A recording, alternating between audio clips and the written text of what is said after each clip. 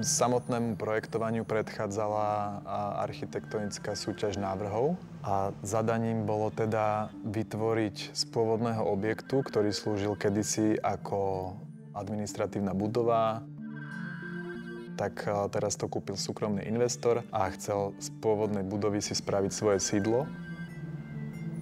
Pôvodná fasáda sa zbúrala a my sme tam prišli s novou fasádou, novým podlažím a novými dispozíciami.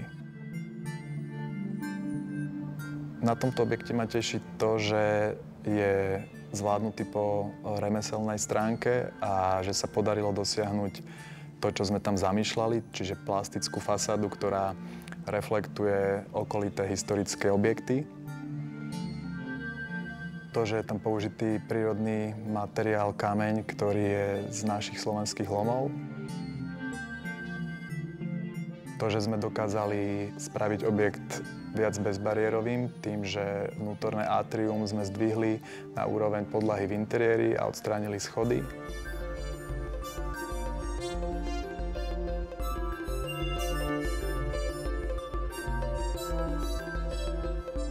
Objekt je v takom užšom historickom centre Trenčína, ktorý nadväzuje na aktuálne rekonštruujúcu sa pešiu zónu.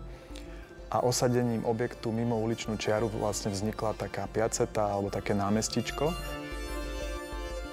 Tento charakter sme chceli podporiť, takže sme tam vysadili stromy, nehali dobehnúť vlastne tú dlážbu až po fasádu.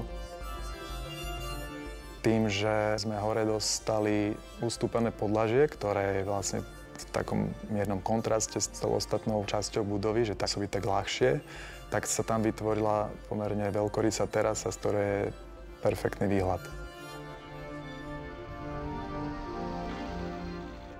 Tento dom je skvelým príkladom takej citlivej a kultivovanej transformácie, kde architekti sa rozhodli, že pôvodný objekt nezbúrajú, ale adaptujú ho na súčasnú funkciu a na súčasné požiadavky.